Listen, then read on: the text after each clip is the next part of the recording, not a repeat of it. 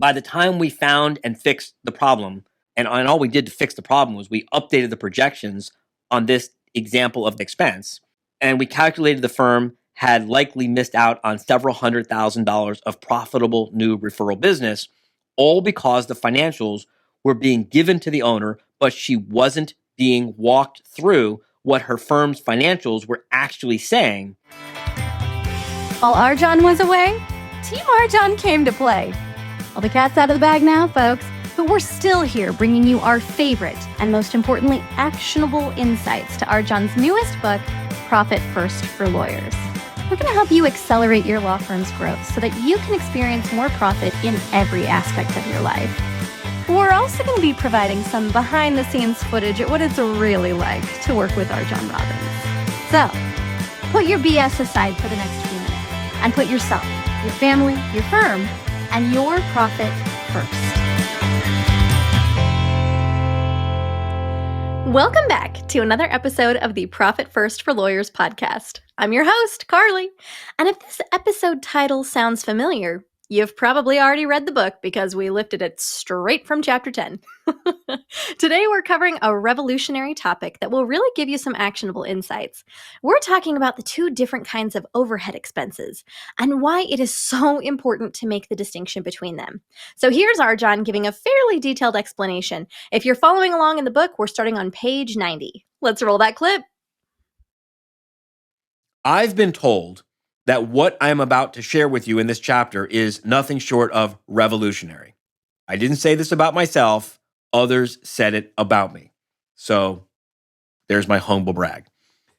And I really hope that it does resonate with you and that you'll join this revolution, because maybe one day in the future, this better way of accounting for overhead will be considered obvious to accountants everywhere.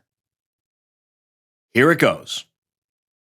There are two different kinds of overhead: static overhead and dynamic overhead. GAAP does not distinguish between static overhead and dynamic overhead. In the original Profit First book, Mike talks about the concept of overhead expense.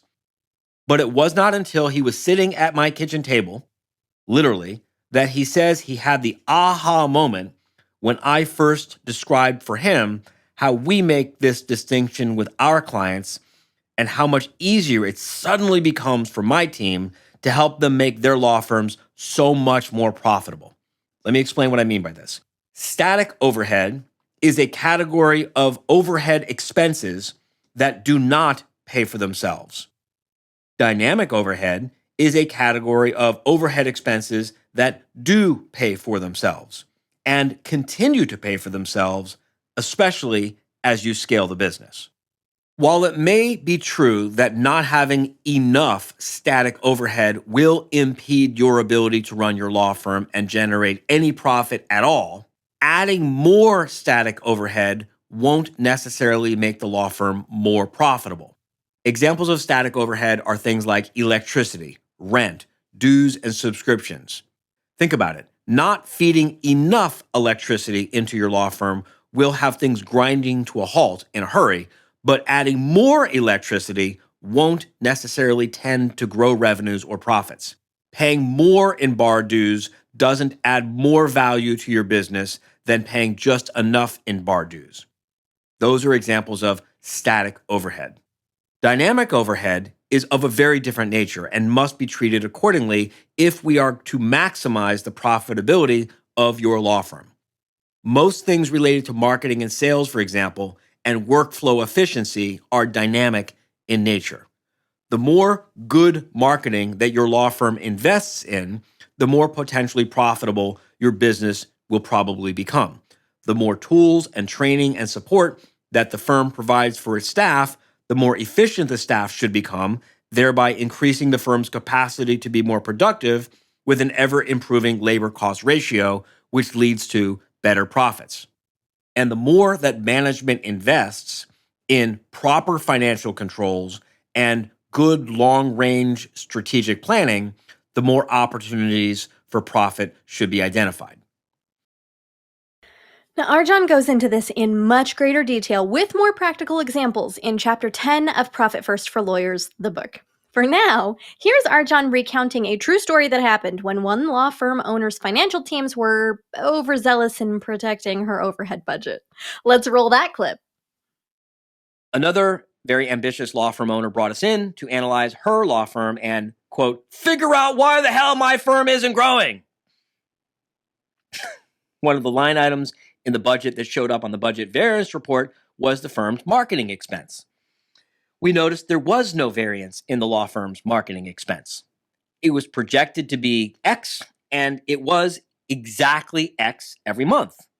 In fact, the law firm's controller, a person who, by the way, had never grown a business before in his life, he was really proud when he reported that he kept a tight rein on expenses, and he was eager to review the firm's budget variance report, which he and the firm's bookkeeper prepared and sent over to the owner every month. We noticed the law firm's marketing expense is exactly spot on each month with what you projected at the end of last year for this year. That's what we said to him. To which he responded, something along the lines of, yes, we keep a tight rein on expenses around here. And he said it with a lot of pride. Well, we see you're also tracking ROI on several different marketing channels, we said. And he said, yes, we keep those in line too. Well, I'll spare you the rest of my sad attempts at writing dialogue, and I'll just get to the point. This law firm's controller and bookkeeper had cut off funds to the law firm's marketing channels because actual expenses had more than doubled over projections. More specifically, the law firm had begun a program whereby non-attorney employees were encouraged and reimbursed for costs related to their attending networking events to magnify the law firm's presence in the local market. And it turned out the program was more popular than they had expected. And so now, quote, to keep a tight rein on costs, the firm's finance department was regularly and routinely denying employee requests for approval to go out and attend networking events to represent the law firm.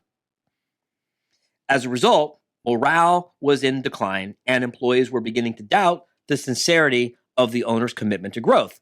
Plus, it turns out that it was actually a very profitable program for the firm, giving them a really great ROI for every dollar over budget that was invested. By the time we found and fixed the problem, and all we did to fix the problem was we updated the projections on this example of dynamic overhead expense, and we calculated the firm had likely missed out on several $100,000 of profitable new referral business, all because the financials were being given to the owner, but she wasn't being walked through what her firm's financials were actually saying to be sure she understood what was really going on in her business. Once we helped her understand the budget variance report and what it was trying to tell her, to her credit, she instantly connected the dots and approved the revisions to the budget. And because the firm was suddenly engaged in a lot more networking, we saw a really nice ROI on this particular marketing initiative, which almost never happened. Woo, buddy. Several $100,000 lost. That must have been an absolute blow. I do think there's a broader lesson here, too, that sometimes we stick to the status quo so tightly that we prevent ourselves from growing in areas that would bring us much more personal profit, right? If you don't grab a bigger pot, eventually the roots are going to run out of room and your plant, like your business, will probably stop growing. And that's what we've got for you today, folks. If you haven't yet grabbed your copy of the book, head over to Amazon or go to ProfitFirstForLawyers.com and order yours today. Thank you for joining us on another episode of Profit First for Lawyers. If you're enjoying what you're hearing, tell a friend.